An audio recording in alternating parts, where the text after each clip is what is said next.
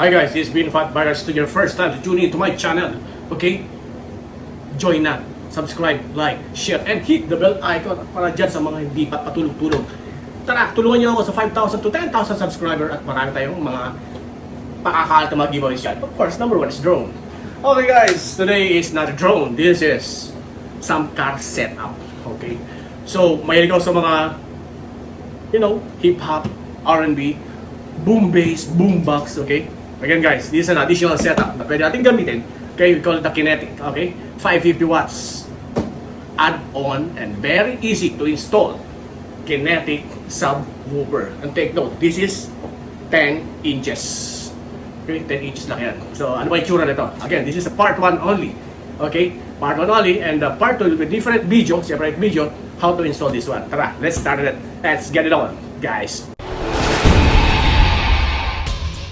Okay, tara, unboxan natin to. Ano ba ito? Napakasimple lang. Actually, I bought this one, okay, in an online shop. 3,700, then plus shipping fee around 80 pesos. So, let's sabihin natin 3,800 roughly. But again, maganda ang review nito. Nakita ko sa mga nagsa-setup. Meron siya, simple lang.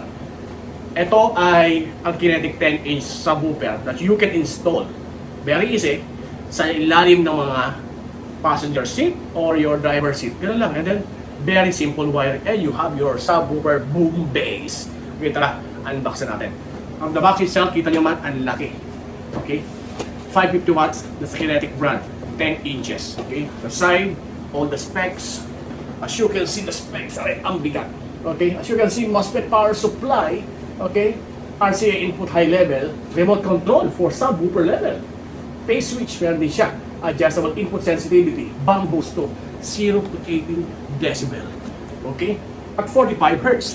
At isa pa, makikita nyo, ayan, subsonic filter to 20 Hz. Ang bigat kasi nito. Okay? Meron siyang low pass filter na 50 to 150 Hz. Okay? Sa mga sound guru dyan, music guru, naiintindihan niya anong ibig kong sabihin. And with an RMS power of 180 watts at 2 ohms. So ito pa, meron siya 100 Hz, 550 watts maximum. Okay? Ang laki na noon. Ang lilit lang ng mga kotse natin kahit SUV ka o naka-pickup truck ka. Pandagdag to. Ako kasi, yung sakyan ko, may boom bass na. Yung nakaset up talaga doon nung binili sa kanya. Pero parang kulang. No? Nung papasound ako medyo may kakabog yung dibdib mo. Well, you need this one. Okay? Let's open this one. And pag diniliba sa inyo ito, makikita nyo, siguro mga 2 kilos. 2 kilos? No. I think 2 to 3 kilos, I think. Ganun ang bigat nito. So sa bigat pa lang, alam nyo na, pang malakasan itong subwoofer na ito. Let's unbox. Okay. As you can see, okay, meron siyang Kinetic manual. How to install everything. May kasama siyang all the cables. As you can see, may RCA siya. Okay, buksan na natin. Meron siyang RCA. Okay, take note guys, no?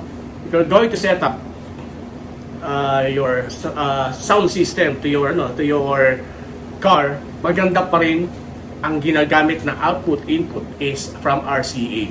Okay, kompletos regalos, mas solido. Okay, haba na ito. Okay, meron siyang mga grounding wire. Mamaya malalaman natin para saan tong black wire na to. At isang kulay blue na maliit na wire. Stranded din siya, probably AWG number maybe 14 or 16. Okay? At of course, from the appearance itself, may fuse siya. Okay, this is the positive terminal power supply for this subwoofer. Okay, yung Kinetic subwoofer. Tara, buksan natin. Ano pa? Yun. May mga bracket at tornilyo.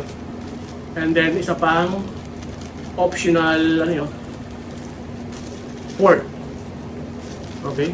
Ito to para saan to? I think this is for, yung output ng head unit nyo going to your subwoofer. But again guys, I recommend using the RCA. Ano pa ba? Oops! Meron siyang kasamang kable ulit. Para sa telepono. Okay? At meron siyang potentiometer. Okay? Adjustable. Maybe the volume or the power. Isa natin. Ang bigat. Ang bigat. Again guys, please like, subscribe, okay, and hit the bell icon.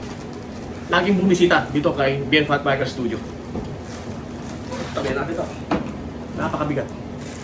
There you go, okay? Ayan ang padding. And as you can see, there you go, ang plastic. Mabigat siya. Solid.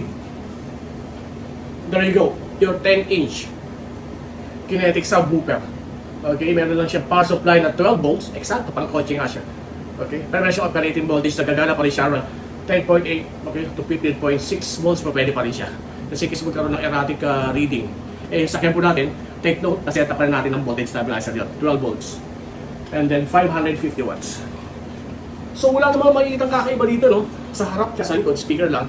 But on the terminal itself dito, nakikita nyo, okay, ayan, meron siyang power outlet, okay, meron siyang mga controls which we will discuss later sa ating installation. But makikita nyo, ayan, take a look closer, ano ba yung mga terminal na pagkakabitan natin. So mostly the power, the 12 volts, yung red is para dun sa battery, and the black wire na may click kanina, pwede nyo nang i-ground kahit saang parte ng chassis ng kotse nyo. Okay, and the remote, and then as you can see, mayroong mga ilang potentiometer dyan to adjust ano yung certain level ng subwoofer sound na gusto nyo. At meron mga low pass filter. Nakikita nyo dyan sa red and black, nasa power button and the LPF. Okay guys, so this is the first part of this Kinetic subwoofer speaker, no? So join me on the second part installing this one, kaya samahan nyo ako. So may yung video na to, again guys, hit subscribe, like, and share this video. Pati yung bell icon na rin guys, okay? Again, hindi nawawala ang ating drone giveaways, so watch out po. Let's help you on the 5,000 to 10,000 subscriber. Let's get it on, guys.